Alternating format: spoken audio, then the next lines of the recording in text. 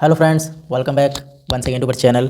आज हम बात करने वाले हैं पैसे के बारे में, मनी एंड फाइनेंशियल जो टर्म है उसके बारे में। मनी एंड फाइनेंशियल सिस्टम जो सब्जेक्ट है उसके बारे में ओवरऑल डिस्कशन रहेगा, जिसमें हम बैंक के बारे में डिस्कस करेंगे, मनी के बारे में डिस्कस करेंगे। सो स्टार्ट करते हैं विदाउट वेस्टिंग माय टाइम। अगर हम बात करिए पैसा, जो ये रुपीज़ जो हैं 20 रुपीज़, तो ये कहीं ना कहीं मनी है। तो इसको अगर हम डिफ़ाइन करें तो कैसे कर सकते हैं? कोई अगर पूछे तो इसको कैसे आप डिफ़ाइन कर सकते हैं? तो कहीं ना कहीं इन सिंपल वर्ड अगर मैं बात करूँ तो money is a goods that act as a medium of exchange in transaction, or it is said that money act as a unit of account where you can purchase anything through money. A store of value, अपनी एक value होती है, किसी भी currency की, किसी भी note की वैल्यू होती है, तभी आप किसी चीज़ को परचेज कर सकते हैं। मान लीजिए कोई गुड्स है, ये आइटम है, तो ये क्या है, इसकी अपनी एक वैल्यू है। अगर आप इसको कंपेयर करेंगे मनी से, तब पता चलेगा कि इसकी वैल्यू कितनी है। तो ये कहीं ना कहीं क्वांटिटी और क्वालिटी के ऊपर भी डिसाइड करी जाती हैं प्राइस। तो हम मनी की बात कर रहे हैं, मनी कैसे आप एक्सप्लेन कर सकते हैं? तो money is a exchange of thing where there is a value, उसकी अपनी एक वैल्यू होती है। अगर आसान भाषा में बात करें मनी क्या होती है, तो money is anything that is commonly used and generally accepted as a means of exchange and at the same time act as a measure and store of value। कहीं ना कहीं मेजरमेंट का काम करती है मनी। किसी भी चीज़ को मेज़र कर सकते हैं थ्रू मनी। पैसे की मदद से हम किसी भी चीज़ को कहीं ना कहीं नाप सकते हैं, माप सकते हैं। तो ये अपने आप में मनी की एक क्वालिटी होती है। तो और अगर बात करें तो मनी क्या है? मनी एक ऐसा मीन्स है जिसके माध्यम से आप किसी भी चीज़ को परचेज़ कर सकते हैं एंड सेल कर सकते हैं। तो money is what money does. Money वो है जो मनी करती है, जो मनी कर सकता है, वो मनी है। तो in simple term money is exchangeable item with some measure of value which is use to take the ownership of other item. मान लीजिए अगर कोई आइटम है, तो कोई आइटम को अगर आप खरीद रहे हैं, तो जो ऑनरशिप है वो ऑनरशिप मनी एक एज अ ऑनरशिप ट्रीटमेंट हो सकता है। तो डिफरेंट तरह से आप मनी को डिफाइन कर सकते हैं। मनी ब्रॉड टर्म है। तो आसान भाषा में यही मनी है जो गवर्नमेंट ऑथोराइज़ करती है इंडिया में। स्पेशली अगर इंडिया की बात करें तो ये कहीं ना कहीं यहाँ पर ये लिखा भी होता है कि ऑथोराइज्ड बाय मनी, मैं धारक को 20 रुपीज़ अदा करने का वचन देता हूँ। तो ये क्या है? ये गवर्नमेंट के सिग्नेचर भी हैं, गवर्नर के, और सेंट्रल गवर्नमेंट इसको ऑथोराइज़ करती है। तो ये ओवरऑल मनी के बारे में इंट्रोडक्शन था जो हमने अभी डिस्कस करा। इसकी अपनी एक लीगल वैल्यू होती है। लीगली यहाँ गवर्नमेंट इसको रनिंग में लाती है पब्लिक के बीच। इसके फीचर क्या क्या हैं अगर इसकी बात करें तो मनी के बहुत सारे फीचर्स होते हैं। Generally accepted medium of exchange, medium of financial exchange. Financial मतलब कहीं ना कहीं पैसे की बात आ रही है।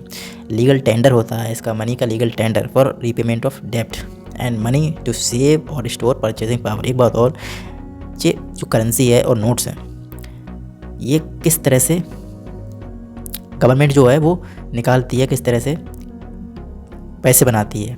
तो ये बनाए जाते हैं गोल्ड के मेज़रमेंट करके, गोल्ड को मेज़र करके।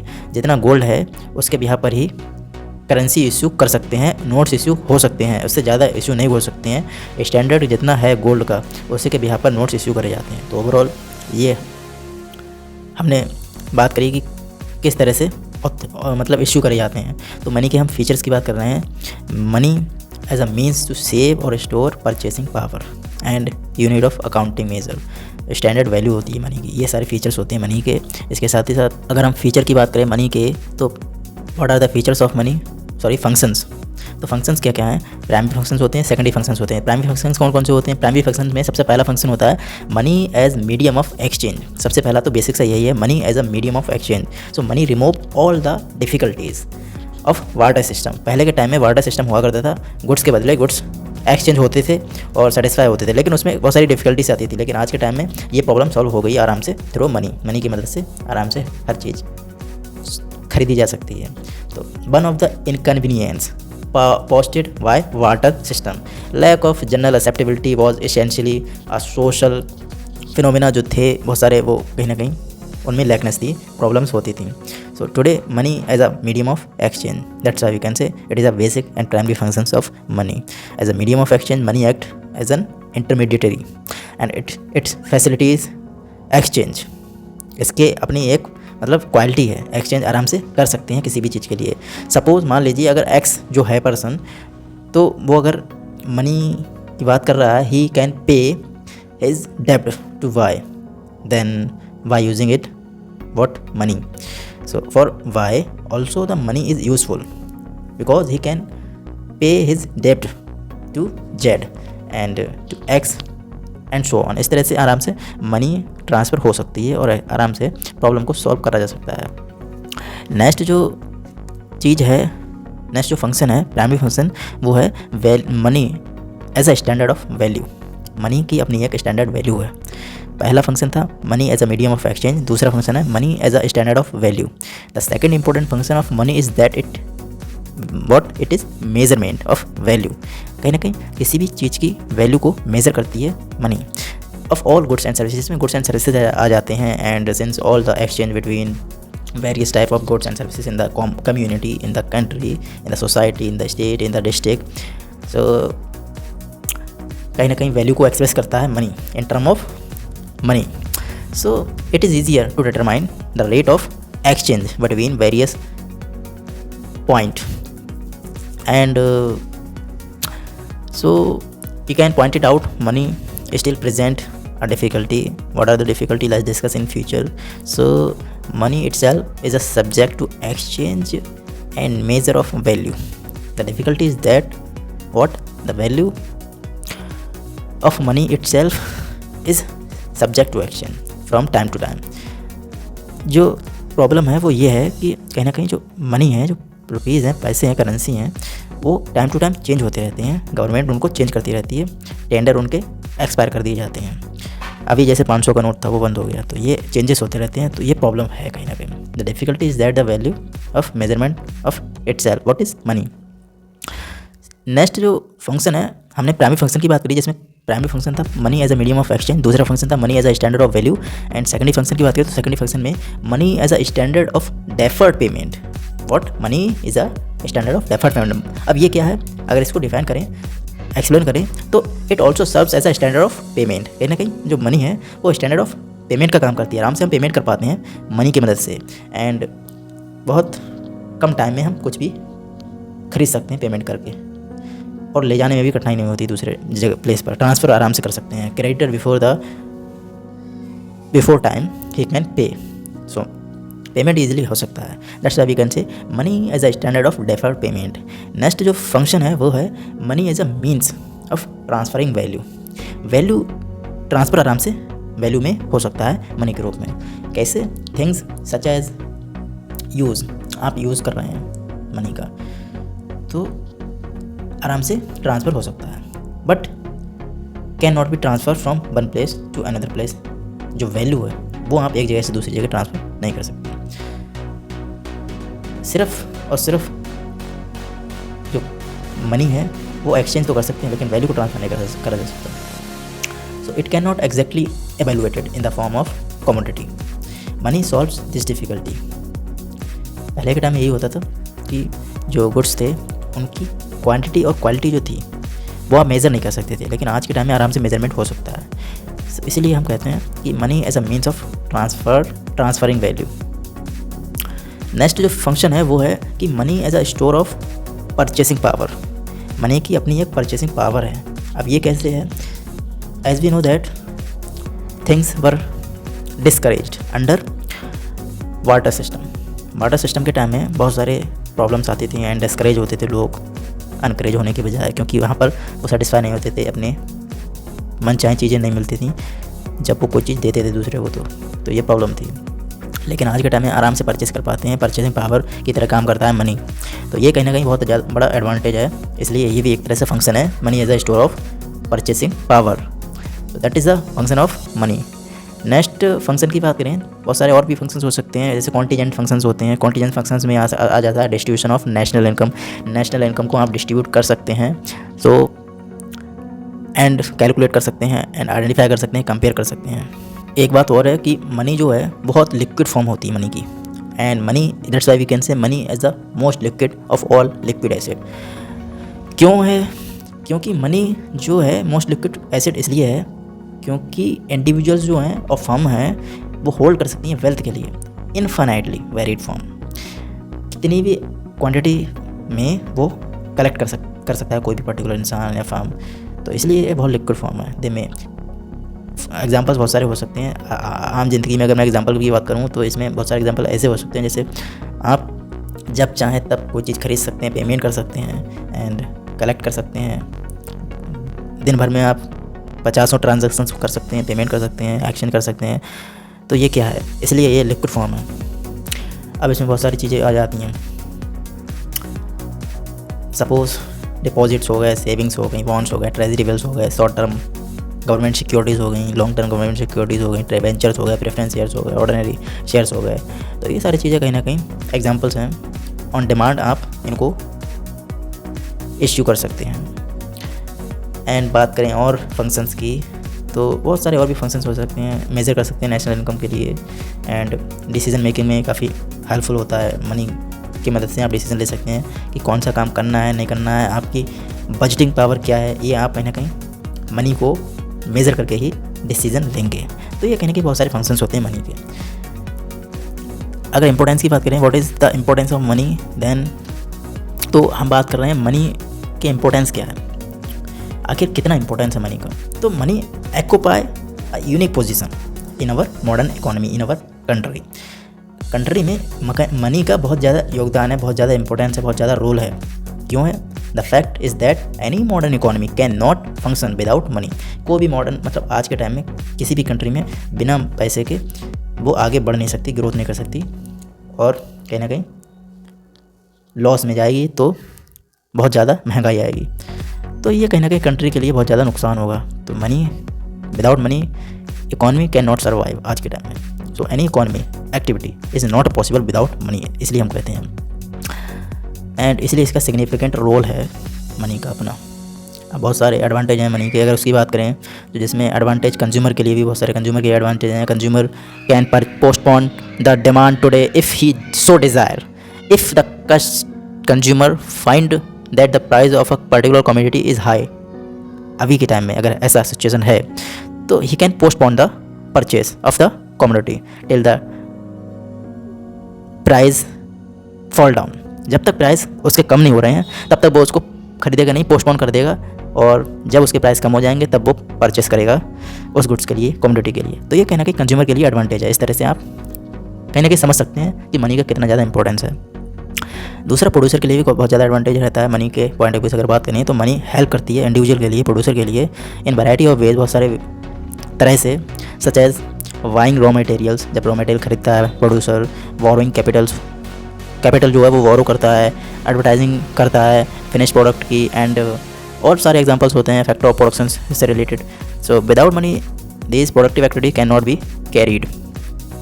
इसलिए प्रोड्यूसर के लिए बहुत ज़्यादा एडवांटेज है, मनी बहुत ज़्यादा रोल प्ले करता है in producer life as well as consumer life. इसके साथ ही साथ money has made division of labour possible. बहुत सारी लेबर को कौन चलाता है? पैसे की बदौलत, जो पैसा है, मनी है, करेंसी है और नोट्स हैं, उन्हीं की बदौलत ही इंसान काम करता है और एम्प्लॉयमेंट जनरेट होता है। तो ये कहने का एडवांटेज है मनी के पॉइंट ऑफ व्यू से हम बात कर रहे हैं। Division of labours and specializations play an important role in modern society, and but both of these are simply not possible in the intervention of money.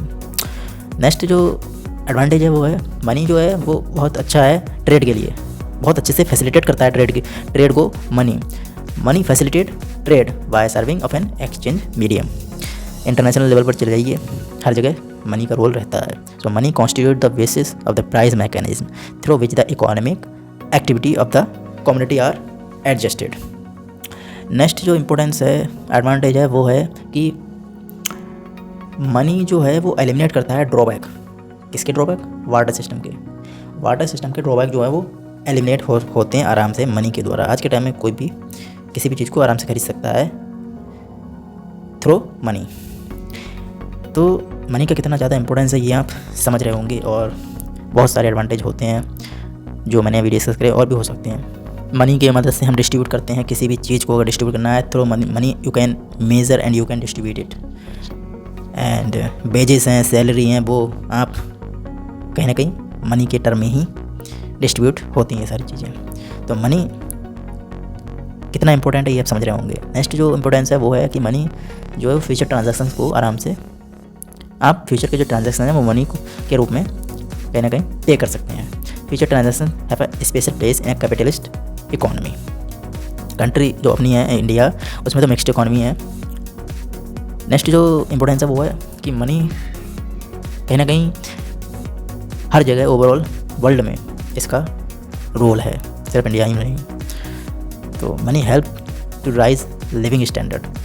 Her individual की जो life style है वो पैसे की बदौलत ही इम्प्रूव होती है। जिसके पास पैसा है वो कहीं ना कहीं अपनी लाइफ इम्प्रूव कर पाता है, और जिसके पास नहीं है, कम है, वो सफ़र करता है। तो ये कहीं ना कहीं इम्पोर्टेंस कितना है रोल वो आप समझ रहे होंगे। Suppose the smooth and uninterrupted functioning of the money economy help the society to rise its living standard by increasing overall production and through equitable distribution of wealth.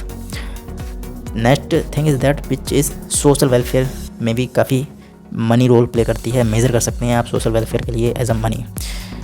तो अगर हम क्लासीफाई करें मनी के लिए तो एक्चुअल मनी में commodity money होती है, रिप्रेजेंटेटिव मनी होती है, और दो ही क्लासिफिकेशन में दो टाइप में मतलब दो पार्ट में डिवाइड करी गई हैं। एक है कमोडिटी मनी, एक है रिप्रेजेंटेटिव मनी। अब कमोडिटी मनी क्या है? कमोडिटी मनी जो है वो कहीं ना कहीं मेटल से बनती है कमोडिटी, जिसमें सपोज मान लीजिए जो क्वांटिटी है वो कहीं ना कहीं उसकी वैल्यू जो है वो इक्वल होती है जो प्राइस होते हैं उसके।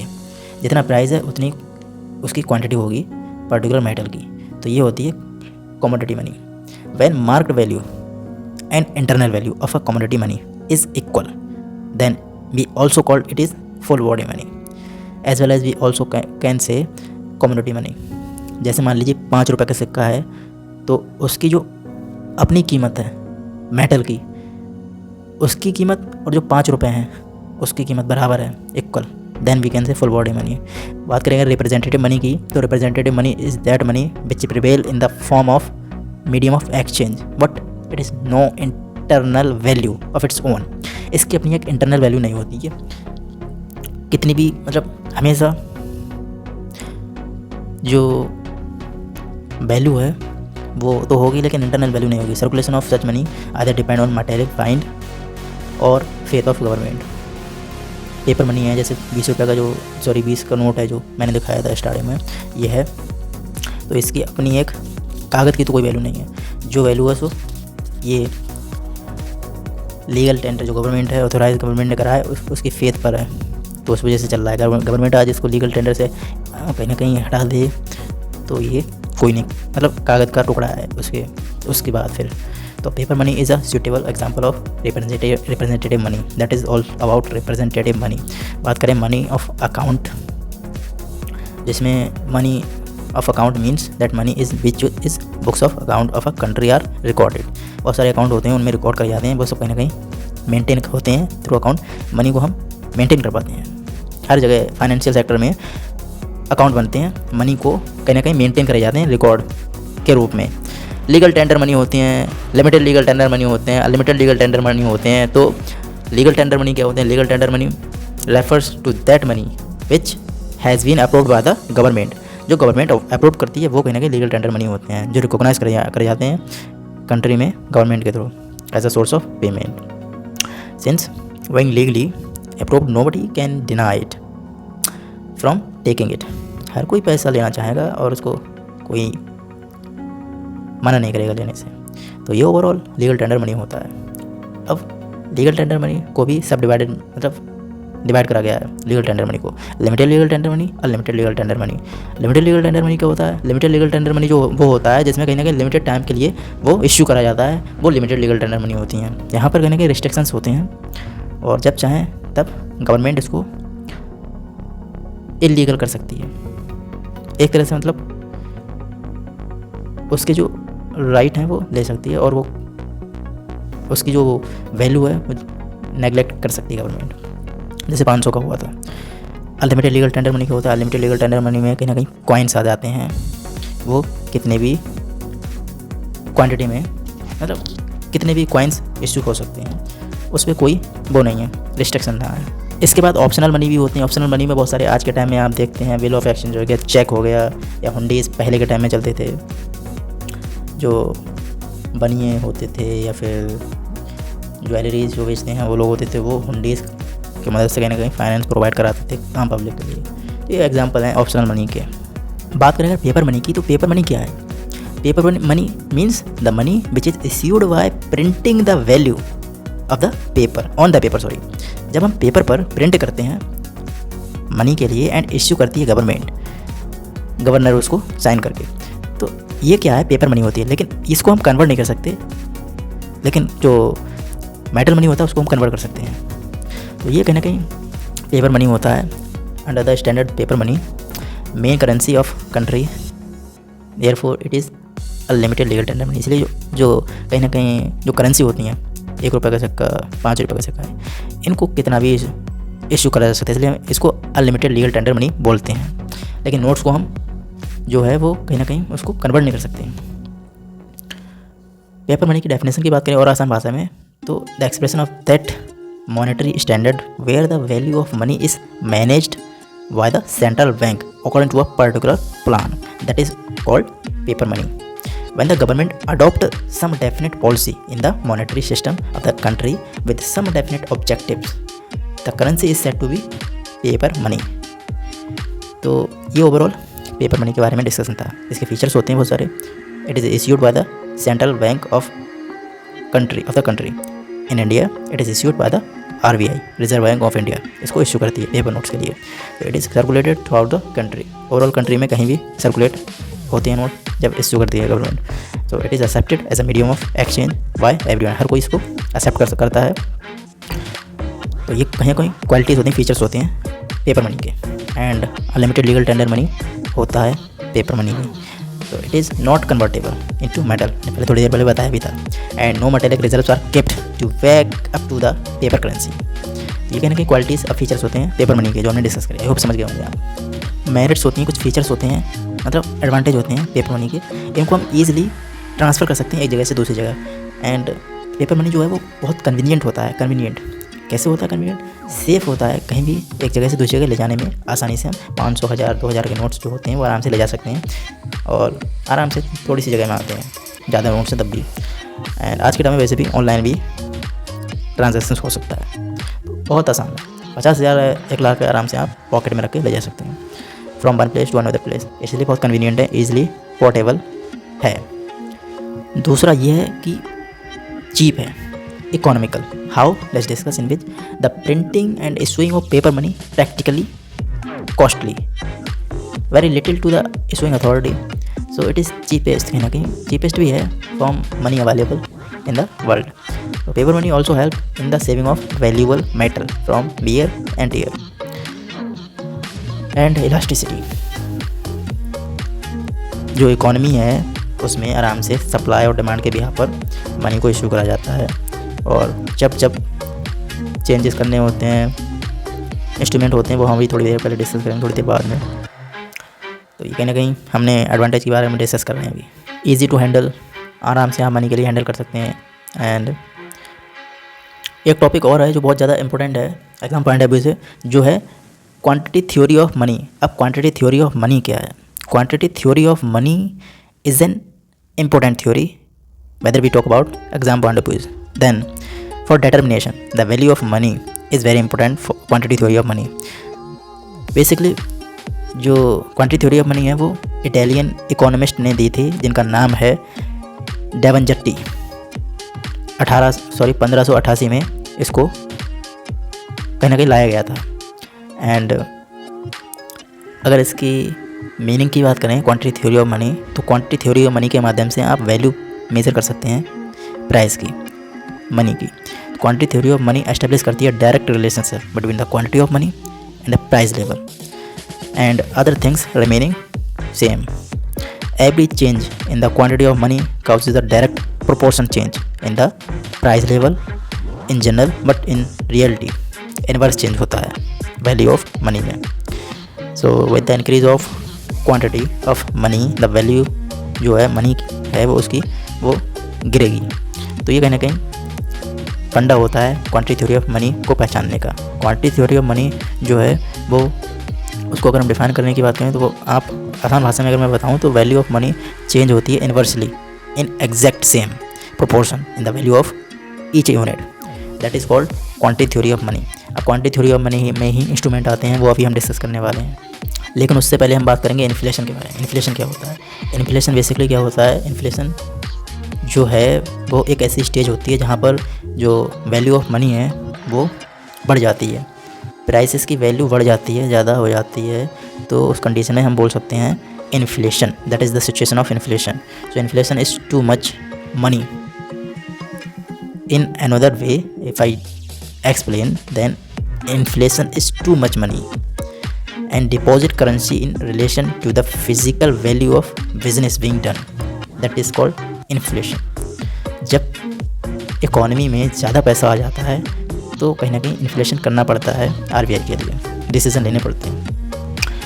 एंड इन्फ्लेशन एग्जिस्ट करता है वहाँ पर जहाँ इनकम ज़्यादा होती है एंड एक्सपेंडिचर जो है वो प्रोपोर्शन की बात करें इनकम पॉइंट ऑफ व्यू से तो वो अर्न करते हैं ज़्यादा, तो इन्फ्लेशन आना स्वाभाविक है।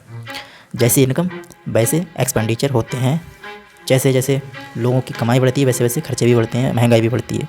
तो ये ओवरऑल इन्फ्लेशन होता है सिंपल आसान भाषा में। इन्फ्लेशन जो है वो एक ऐसी स्टेज होती है when value of money and credit relative to available goods result के निकल के आता है सब्सटेंशियल कंटिन्यू जब राइज होते हैं जनरल प्राइस तब वो कंडीशन होती है इन्फ्लेशन की। तो that is the all about inflation. Inflation के क्या क्या कारण होते हैं इसकी बात करें तो डेफिसिट फाइनेंसिंग, गवर्नमेंट जो है फाइनेंशियल कंडीशन उनकी ख़राब होती है एंड जब गवर्नमेंट ज़्यादा मतलब फेल हो जाती है फंड राइज करने में तो उस कंडीशन में जो खर्चे हैं वो बढ़ जाते हैं। तो कहीं ना कहीं जो सिचुएशन होती है वो इन्फ्लेशन की करनी पड़ती है। दूसरा है डेवलपमेंट प्रोग्राम चलाती है गवर्नमेंट। अंडर डेवलप्ड कंट्री में एक्सपेंडिचर जो होते हैं वो ज़्यादा होते हैं एंड बहुत सारी एक्टिविटीज़ होती हैं फाइनेंशियल रिलेटेड एंड उस कंडीशन जब वो फेल हो जाते हैं तो कहीं ना कहीं इन्फ्लेशन स्वाभाविक दिखता है। इंडस्ट्रियल पॉलिसीज़ होती हैं उनमें फेल हो जाते हैं तो कहीं ना कहीं इंडस्ट्रियल पॉलिसीज़ में इन्फ्लेशन तब उस कारणों से भी होता है। जब गवर्नमेंट टैक्स पॉलिसी लाती है, when the government imposes higher rate of tax on finished good and levy higher rate of tax on income, then what is the situation? Interest जो है वो कहीं ना कहीं ज़्यादा होगा तो इन्फ्लेशन भी बढ़ेगा। तो ये भी कहीं ना कहीं टैक्स पर भी डिपेंड, मतलब गवर्नमेंट की तरफ भी कहीं ना कहीं एक्सटर्नल फैक्टर भी कहीं ना कहीं रीज़न कारण बनते हैं इन्फ्लेशन का। दूसरा है कि जब डिमांड बढ़ती है तो इन्फ्लेशन बढ़ता है। जब लोगों की डिमांड होगी, लोन ज़्यादा लेंगे तो उस कारण से अगर वो फेल होंगे पे करने में तो इन्फ्लेशन होगा, कंट्री डिस्टर्ब होगी। एंड बैंक तो आपने देखा है बैंकरप्ट हो जाते हैं बहुत सारे लोग, तो उन कारणों से भी इन्फ्लेशन हो जाता है कभी कभी। ट्रेड पॉलिसीज जो है वो भी इफेक्ट करती हैं, उनकी वजह से भी कहीं ना कहीं इन्फ्लेशन आ जाता है कभी कभी। When the government encourage export with a view to earn foreign exchange, then it follow with an increase in the price of goods within the country. Then कुछ अगर फेलियर के चांसेस आते हैं तो उस कंडीशन में trade policies के कारण भी इन्फ्लेशन होता है कंट्री में। आप मेजर कैसे कर सकते हैं इन्फ्लेशन के लिए, कंट्रोल कैसे कर सकते हैं? तो इन्फ्लेशन कहीं ना कहीं अनसाउंड होता है हमारे लिए, इकोनॉमी के लिए अनसाउंड होता है, पॉलिटिकली डेंजरस होता है एंड मेंटली बहुत ख़राब चीज़ होती है इन्फ्लेशन। जो इन्फ्लेशन की बात कर रहे हैं अभी हम, तो inflation must be effectively control in each stage. If inflation is allowed initially to gain its foothold, then it may develop into hyperinflation within its dangerous effect. And physical policies होते हैं, फिजिकल मेजर्स होते हैं, sorry, direct control कर सकते हैं आप, miscellaneous measures step ले सकते हैं। मॉनेटरी मेजर्स होते हैं, मॉनेटरी मेजर्स में आप कहीं ना कहीं CRR है, SLR है, उनके मदद से आप कंट्रोल कर सकते हैं इन्फ्लेशन के लिए।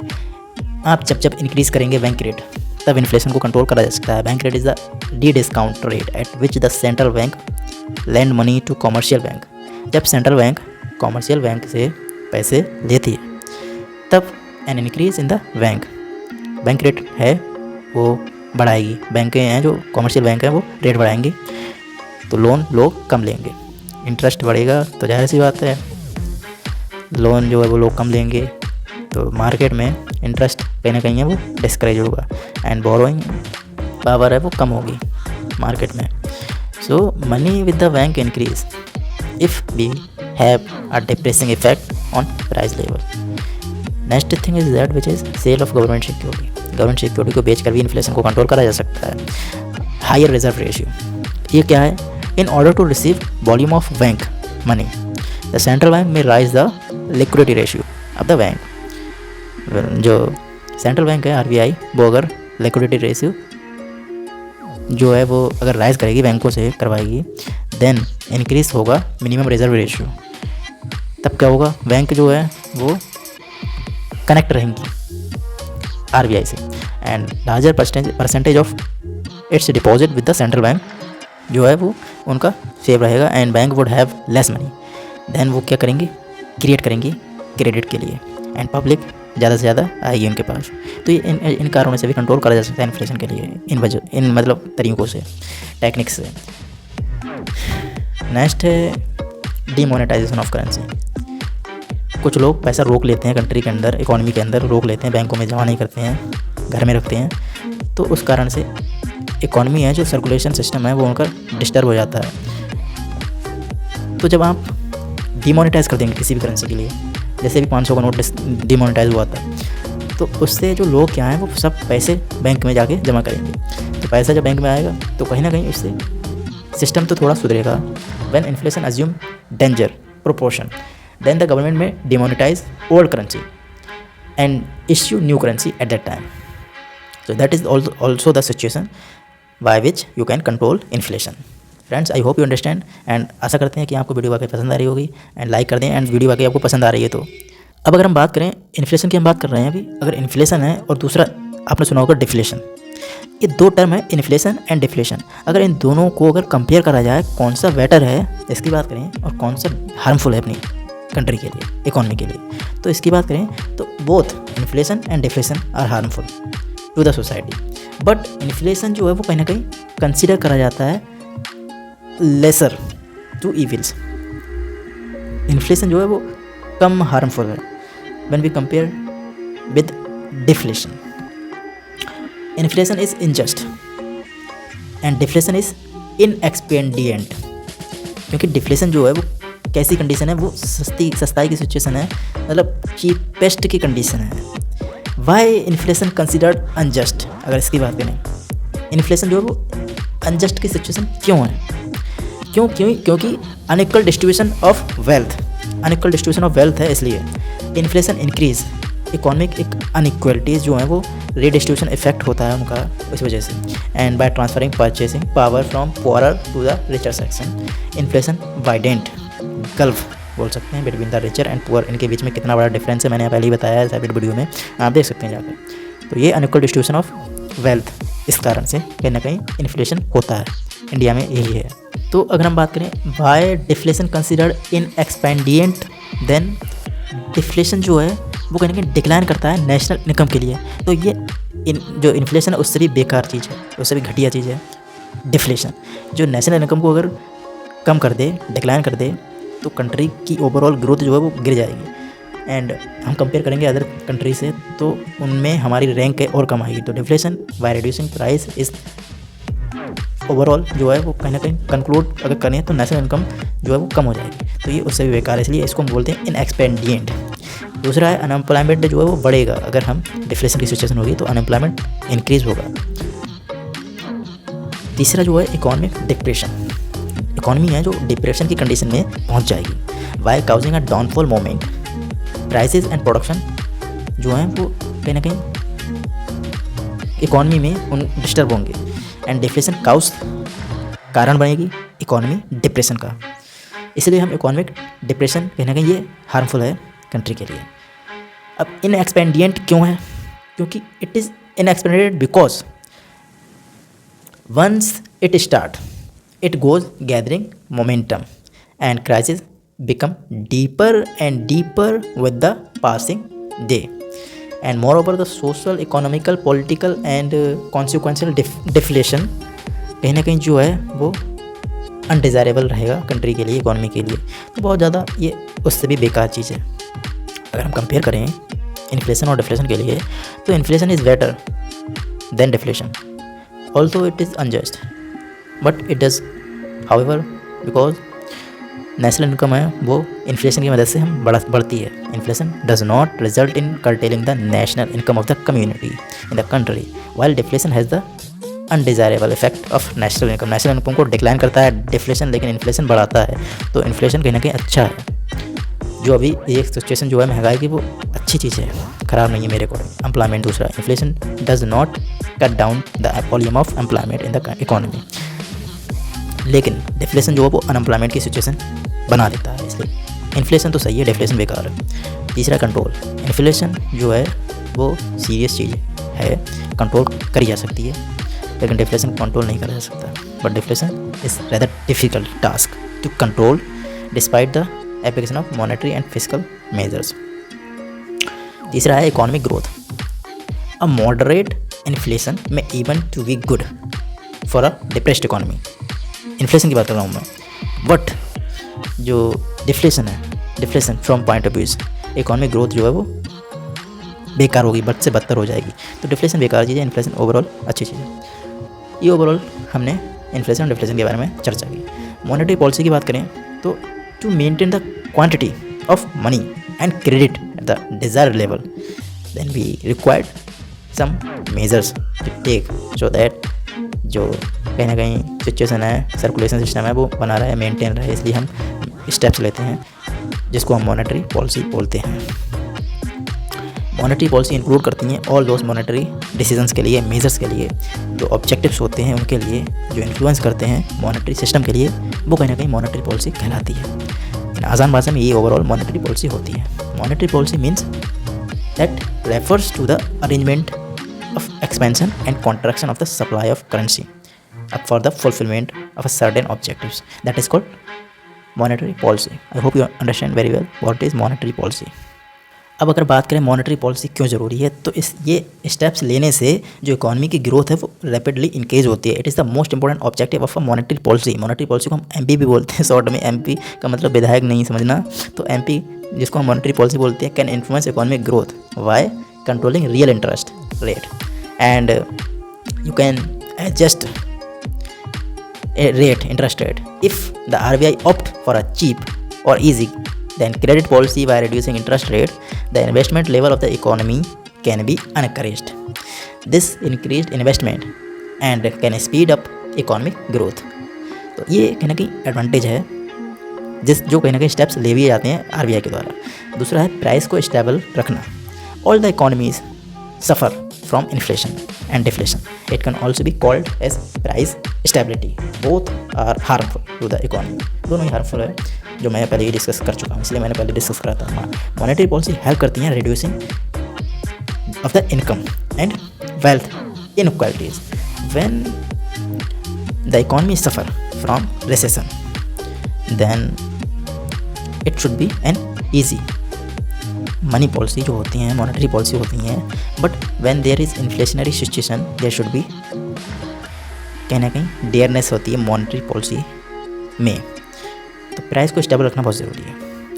कंट्री को ज़रूरत है कि वो जो ये ज़मीन आसमान का फ़र्क है डिस्ट्रीब्यूशन का अमीर और गरीबों में, या फिर हाँ सोसाइटी में अमीर और गरीब भी हैं, गरीब भी पढ़े लिखे हैं लेकिन अमीर भी पढ़े लिखे हैं। तो अमीर जो होते हैं वो जॉब पे जाते हैं, उनको 1 लाख मिलते हैं। जो गरीब होते हैं वो पढ़ के जाते हैं, उन्हें 10-15 हज़ार 20 हज़ार इससे ज़्यादा नहीं मिलते हैं। तो ये कहीं ना कहीं डिफरेंस जो है उसको बदलने की ज़रूरत है। ये प्रैक्टिकल लाइफ में ग्राउंड लेवल पर है, जो लोग मानते नहीं हैं। तो इसको गवर्नमेंट को स्टेप्स लेने चाहिए मेरे हिसाब से। दूसरा है exchange rate stability. Exchange rate को स्टेबल रखना बहुत ज़रूरी है आरबीआई के लिए। Exchange rate is the price of the home currency. जो इंटरनेशनल लेवल पर ट्रेड होता है एक्सचेंज रेट वहाँ पर डिसाइड करे जाते हैं कितने रखने हैं ट्रेड करते समय। तो एक्सचेंज रेट को स्टेबल रखना ज़रूरी है। बैलेंस ऑफ पेमेंट हो गया, फुल एम्प्लॉयमेंट की सिचुएशन हो गई, इक्वल इनकम डिस्ट्रीब्यूशन हो गया। तो ये कहीं ना कहीं डिसाइड करने होते हैं, एडजस्ट करने होते हैं बैंक के लिए, आरबीआई के लिए। इसकी मदद से कहीं ना कहीं मॉनेटरी पॉलिसीज़ यही हैं एक तरह से। आरबीआई में एसएलआर हो गया, एसएलआर हो गया, सीआरआर हो गया। तो ये मॉनेटरी पॉलिसीज़ के मेजर्स होते हैं जिन्हें हम अभी थोड़ी देर में डिस्कस करने वाले हैं। बात करें अब बैंक की। बैंक क्या है? तो बैंक एक ऐसा इंस्टीट्यूशन है जहाँ पर हम डील करते हैं मनी को लेकर, मनी से डील करते हैं, एक तरह से पैसे को लेकर डील करते हैं। यही तो होते हैं इनको हम डिपॉजिट करते हैं, निकालते हैं, लोन लेते हैं, क्रेडिट लेते हैं, तो कहीं ना कहीं, या फिर इन्वेस्टमेंट करते हैं, फिक्स डिपॉजिट करते हैं बैंक में जाकर। तो ये ओवरऑल फंक्शंस होते हैं बैंक के। आई होप आपको अच्छी लगेगी video. Bank is an institution, that's why we can say, which deals in money and credit. It accept deposit from the people and gives loan to needy persons and help to grant loan to आम public. So that is all about bank. In modern time, आज के time में bank complex organisation है। क्यों है? क्योंकि ये बहुत सारे काम कर रही है। ऑनलाइन भी आप देख रहे हैं बहुत सारे ट्रांजेक्शन्स होते हैं, फ़ोन पे हो गया, गूगल पे हो गया। तो ये कहीं ना कहीं बैंक ही हैंडल करती है। It perform a wide variety of activities. Hence the task जो होते हैं वो डिफाइन करे जाते हैं in term of bank. Bank ही कहीं ना कहीं इन सब टास्क को देखती है। जो आरबीआई है वो डिसाइड करती है सारी चीज़ों को, वही इश्यू मतलब ऑर्डर देती है सब, तभी ये सारी चीज़ें चल पाती हैं। तो बैंक को अगर हम डिफाइन करें तो बैंक जो है आसान भाषा में जो एक्सेप्ट करे जाते हैं, जहाँ पर पैसे ग्रांट करे जाते हैं एंड लोन दिया जाता है, इश्यू होते हैं पैसे, कहीं ना कहीं ये ओवरऑल बैंक के फंक्शंस होते हैं। अब बैंक भी बहुत सारे बैंक के भी टाइप होते हैं। सेंट्रल बैंक हो गई, कॉमर्शियल बैंक हो गई, एग्रीकल्चर बैंक हो गई, इंडस्ट्रियल बैंक हो गई, एक्सचेंज बैंक हो गई, सेविंग बैंक हो गई, मिसलेनियस बैंकिंग हो गई, बैंक्स हो गई। तो बहुत सारी बैंक होती हैं। सेंट्रल बैंक होती है। अगर इसकी बात करें तो एवरी कंट्री में सेंट्रल बैंक होती है। अपनी कंट्री में आरबीआई है। तो आरबीआई जो है वो 1935 में सेटअप हुई थी इंडिया में। एंड बैंक ऑफ इंग्लैंड सबसे ओल्डेस्ट बैंक है वर्ल्ड में। तो बैंक जो है वो सुपरवाइज़ करती हैं एंड कंट्रोल करती हैं, रेगुलेट करती है। ये सेंट्रल बैंक जो है वो ये सारे फंक्शंस इस बैंक के होते हैं। जो मैनेज करती है एक्सपेंशंस हैं, कॉन्ट्रैक्शंस कितना रखना है, कितना वॉल्यूम में एक्सपेंशन और कॉन्ट्रैक्शन रखना है मनी को लेकर, ये सारी चीज़ें डिसीजन जो हैं वो आरबीआई के द्वारा लिए जाते हैं। इंटरेस्ट कितना रखना है, इंटरेस्ट रेट जनरल पब्लिक में, तो ये कहना कि आरबीआई डिसाइड करती है। So the motive of central bank is to earn profit. Ultimate यही गोल होता है, नहीं तो ये सर्वाइव नहीं कर पाएगी, but to work for the benefit of the country also. And the central bank does not compete with other bank but regulate the activities and make them work as a team. सारी जो भी commercial bank हैं, agriculture bank हैं, industrial bank है, ये सारे बैंकों के पापा कौन है? सेंट्रल बैंक, जैसे हम आरबीआई बोलते हैं। वही सारे छोटी छोटी बैंकों को देखती हैं। Central, agriculture, industrial, miscellaneous, exchange, इन सबको आरबीआई देखती है। तो ये कहीं ना कहीं he is the apex bank of all the bank. That's why we can say he is the father of all the bank. Who is RBI जो है वो सबके डैडी हैं। नेक्स्ट बात करते हैं कॉमर्शियल बैंक। कॉमर्शियल बैंक क्या है? Commercial bank have made important contribution in the field of giving loan for industrial finance in India. And this commercial bank give financial help to the industries and business houses by discounting the bills and giving short term security loans by opening cash credit account and giving loan on security, raw materials and finished good हो गए। ये सारी चीज़ों पर कहीं ना कहीं loan देती है कॉमर्शियल बैंक। एंड नॉर्मल जो भी आम पब्लिक है उसके लिए भी काम करती है, उसके भी कहीं ना कहीं अकाउंट होते हैं कॉमर्शियल बैंक में। This bank should take due care and giving any advance loan because their existence depend upon their investment policy. ये ओवरऑल कॉमर्शियल बैंक के बारे में था। एग्रीकल्चर बैंक से आप समझ रहे होंगे एग्रीकल्चर बैंक क्या होती है। एग्रीकल्चर बैंक जो है वो कहीं ना कहीं एग्रीकल्चर के लिए काम करती है। फार्मर्स के लिए एक एस्टेब्लिश करी गई थी। इंडियन फार्मर्स ज़रूरत पड़ी थी उनके लिए। Short term, medium term, long term loan अगर चाहिए तो आराम से एग्रीकल्चर बैंक से आप ले सकते हैं। जो फार्मर्स होते हैं वो एग्रीकल्चर बैंक का दरवाज़ा खटखटाते हैं। शॉर्ट टर्म क्रेडिट जो है वो जनरली 6 to 9 मंथ के लिए इशू करा जाता है शॉर्ट टर्म लोन। एंड जिस फार्मर को नीड होती है वो ले सकता है। जैसे मैन्योर हो गया या फिर मशीनरी खरीदनी है, ट्रैक्टर वैक्टर, तो वो ले सकता है। लेकिन ट्रैक्टर जो है वो लॉन्ग टर्म लोन में आता है।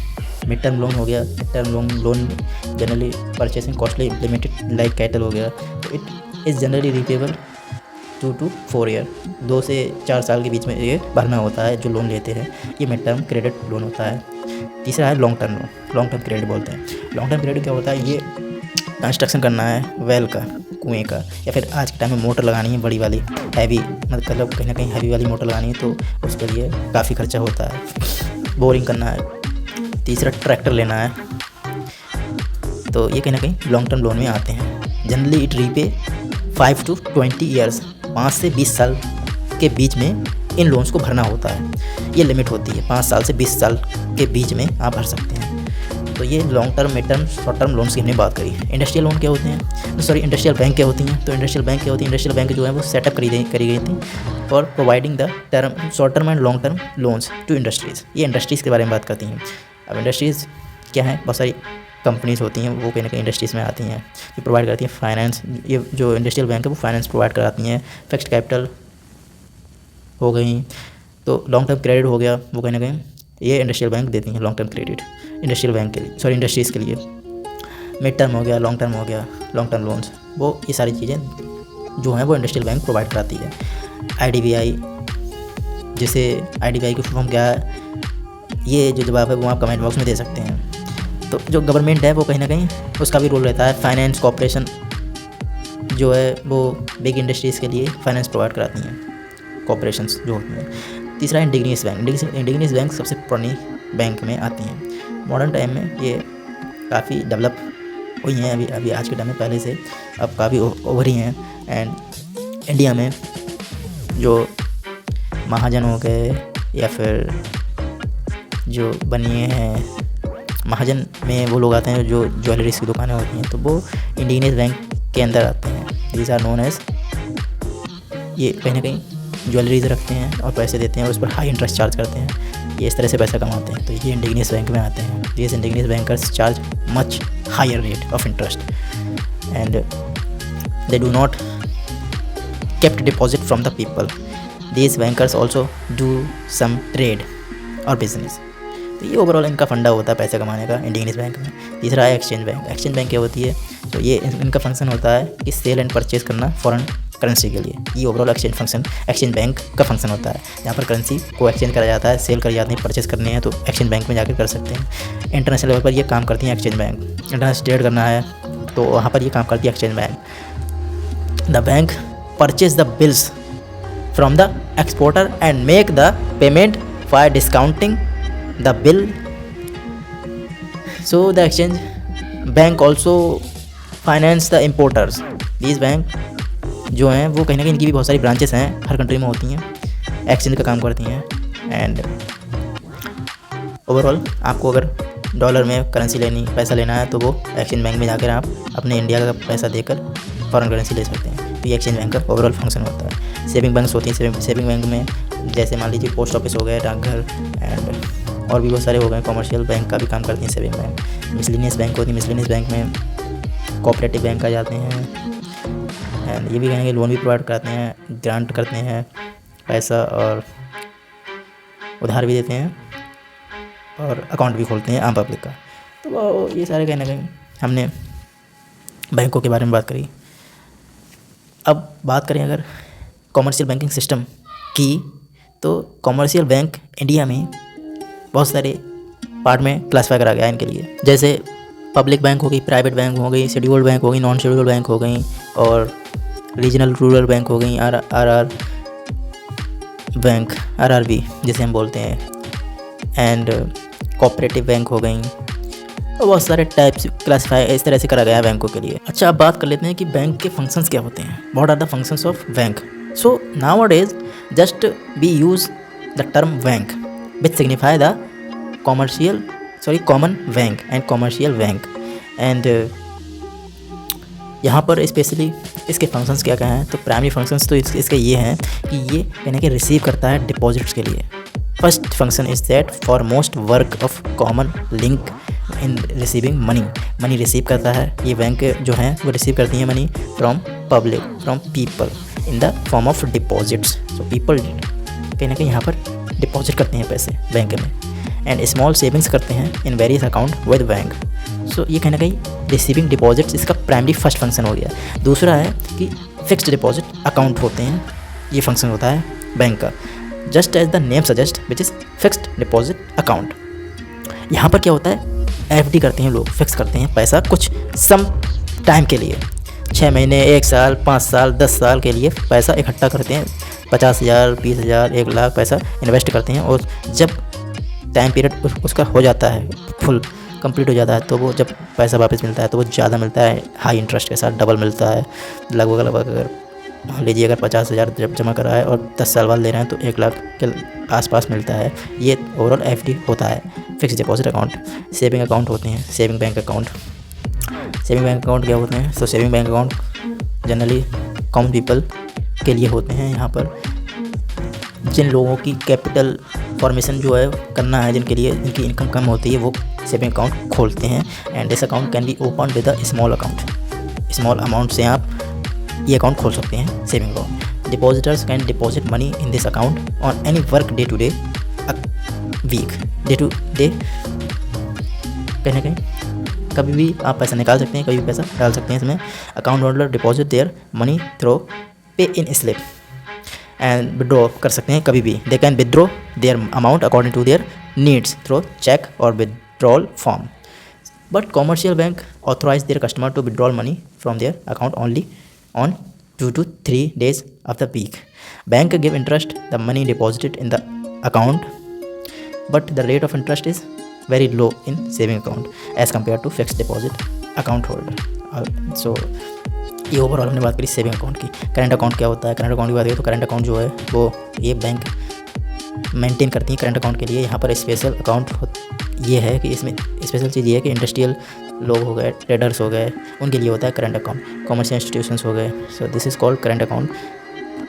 डिपॉजिटर्स जो हैं वो डिपॉजिट करते हैं यहाँ पर एंड विड्रॉ कर सकते हैं कभी भी पैसा, एंड जब उनकी मर्जी हो तब। And bank can't invest money deposit in this account according to their choice. So that's why bank give no और nominal interest on deposit in this account. Some reputed bank जो हैं वो कहीं ना कहीं चार्ज करती हैं some amount from their account holder for running such account. Banks जो है वो ग्रांट करती हैं फैसिलिटी ओवरड्राफ्ट। ऐसे मान लीजिए अगर कोई किसी के खाते में अगर पैसा अगर कम है, वो ज़्यादा कोई चीज़ परचेस कर रहा है और उसके खाते में पैसा नहीं है, तो वो कर सकता है। 20,000 रुपये उसके खाते में पड़ा है और 30,000 की भी कोई चीज़ खरीदना चाहते तो खरीद सकता है ओवरड्राफ्ट के मदद से। उसके बदले में बैंक चार्ज एक्स्ट्रा चार्ज करती है। जब वो पैसा बैंक में डालेगा तब उस पर चार्ज होगा। क्रेडिट सिचुएशन बन जाती है कस्टमर के लिए। तीसरा है recurring deposit account. Recurring deposit account क्या होता है, सो it is speciality of this account. क्या स्पेशलिटी है इस अकाउंट की, क्योंकि सेम अमाउंट यहाँ पर डिपॉजिट करा जाता है हर महीने, and it means once the account is opened it take the form of the compulsion. Recurring deposit account is operated for the period of 6 months, 1 year, 2 year, 3 year, 5 year. So the account holder get his deposit along with interest on maturity period. The interest given on this account is equal or equivalent to the fixed deposit account. ये overall recurring deposit account के बारे में हमने discussion करा। Advance loan हो गए, loans and advances हो गए, बहुत सारे फंक्शंस होते हैं बैंक के।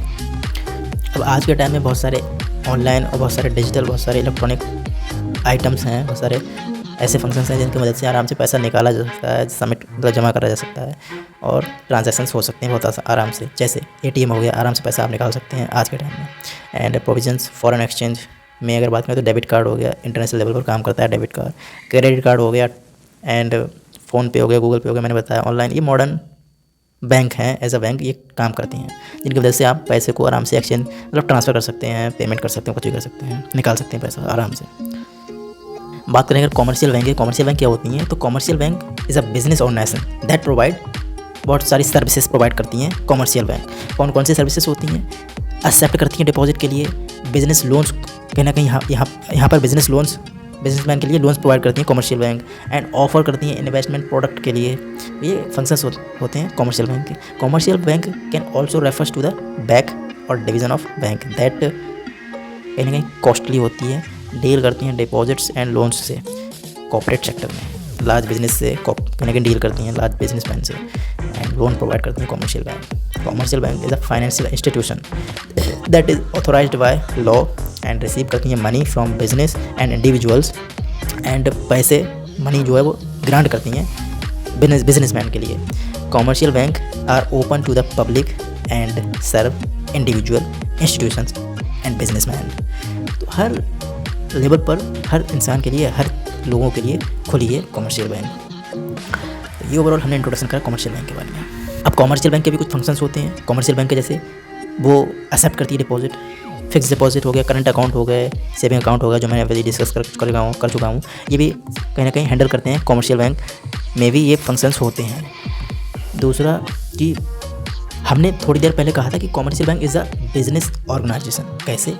कैसे ये कहीं ना कहीं पैसे कमाती है कॉमर्शियल बैंक। अगर इसकी बात करें तो बैंक भी पैसा कमाती है। How, let's discuss. In which commercial bank make money by providing loans and issue loan.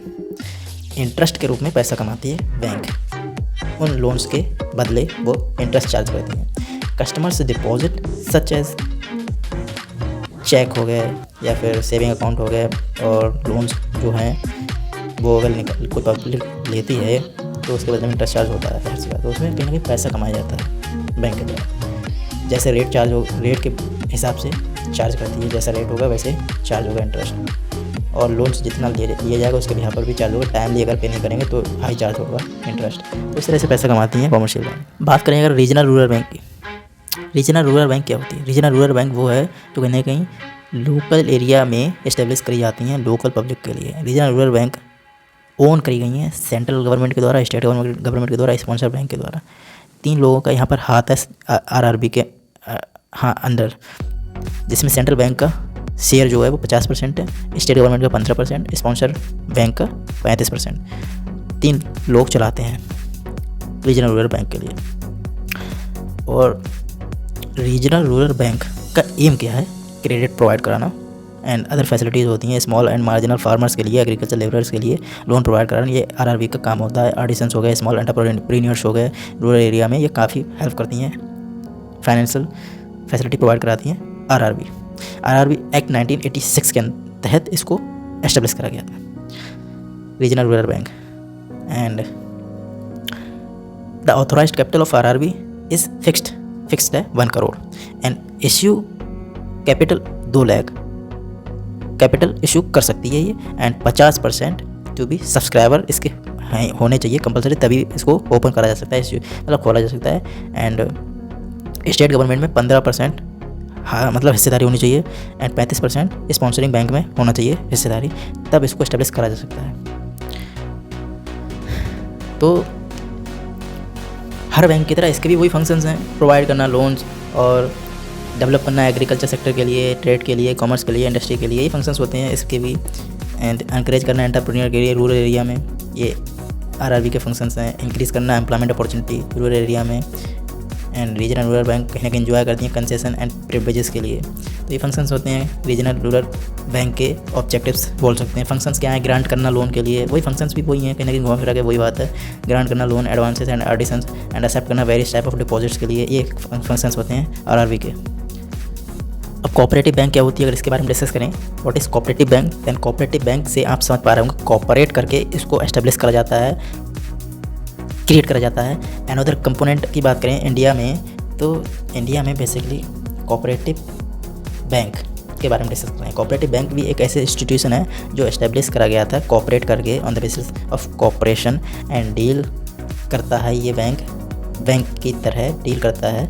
Fund को इश्यू या एक्सेप्ट करना एंड थ्रो शेयर्स एक्सेप्ट करे जाते हैं, यहाँ पर डिपॉजिट ग्रांट करे जाते हैं लोन्स। कोऑपरेटिव बैंक भी ये काम करती हैं जैसे कि अदर बैंक करती हैं। तो कोऑपरेटिव बैंक कहीं ना कहीं जो हैं उनका प्राइमरी कोऑपरेटिव फंक्शंस होता है कि क्रेडिट प्रोवाइड कराना सोसाइटी के लिए। एटलीस्ट 10% यहाँ पर होने चाहिए किसी भी विलेज से, तब आप इसको एस्टेब्लिश कर सकते हैं कोऑपरेटिव बैंक के लिए। इसका ऑब्जेक्टिव क्या होता है? उससे पहले अगर हम बात करें लोन्स की, तो लोन्स फॉर अ पीरियड 1 से 3 साल के बीच में उसको पे करना होता है, ग्रांट करते हैं लोन्स। इस तरह से इनका टाइम पीरियड होता है। ऑब्जेक्टिव्स की बात करें तो अनकरेज करता है सेविंग टेंडेंसी के लिए एंड प्रोवाइड करता है short term and medium term loans के लिए cooperative bank. And regional inequalities हैं वो कहीं ना कहीं रिड्यूस होती हैं, कोऑपरेटिव बैंक रिड्यूस करने की कोशिश करती हैं। तो ये ओवरऑल कोऑपरेटिव बैंक के बारे में हम डिस्कस कर रहे हैं। तो कोऑपरेटिव बैंक क्या होती है, आई होप समझ गए होंगे आप। अब बात कर लेते हैं कि यूटीआई क्या होता है। यूटीआई मतलब होता है यूनिट ट्रस्ट ऑफ इंडिया। ये क्या होता है, तो यूटीआई जो है वो एक ऐसी बॉडी है जो पब्लिक सेक्टर इन्वेस्टमेंट इंस्टीट्यूशन है, which was set up in February 1964 में इसको एस्टेब्लिश करा गया था।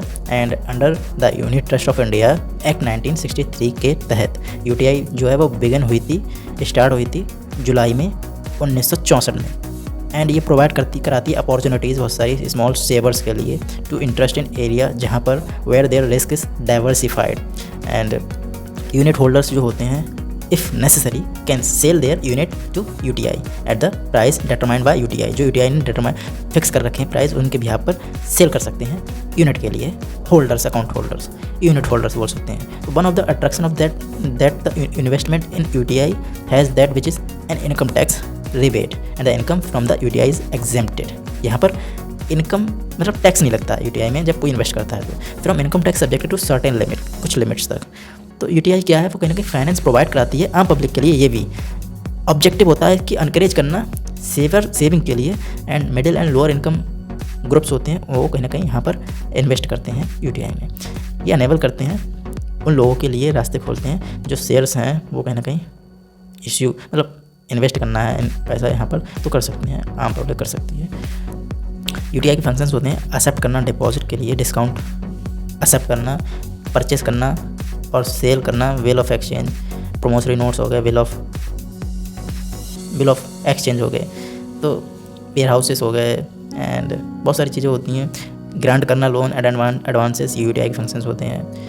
एंड इन्वेस्ट करना security, any security floated by the central government जो है वो इन्वेस्ट कर सकते हैं by the central government. And buy करना, सेल करना, डील करना फॉरेन एक्सचेंज से, ये फंक्शंस होते हैं यूटीआई के। अब यूटीआई के बहुत सारी स्कीम्स हैं जो आपको पता नहीं है। Unit scheme 1964 and master equity plan हो गया, यूटीआई ग्रोथ सेक्टर फंड हो गया, growth and income unit scheme हो गई, ये फंक्शंस हैं। Children gift growth fund unit scheme हो गई, राज्य लक्ष्मी यूनिट स्कीम हो गई, ये फंक्शंस स्कीम है यूटीआई की। तो ओवरऑल हमने बात करी थी आज मनी के बारे में, बैंक के बारे में। तो आई होप आपको ये वीडियो पसंद आई होगी फ्रेंड्स। एंड यहाँ पर हमने मनी के बारे में डिस्कस करा था, मनी क्या होता है ये आप समझ गए होंगे। और बैंक जो है, बैंक सिर्फ कॉमर्शियल बैंक और भी बहुत सारी बैंक होती हैं, एग्रीकल्चर बैंक और कोऑपरेटिव बैंक, आरआरबी, ये सारी बैंक जो होती हैं वो उनको आरबीआई देखती है।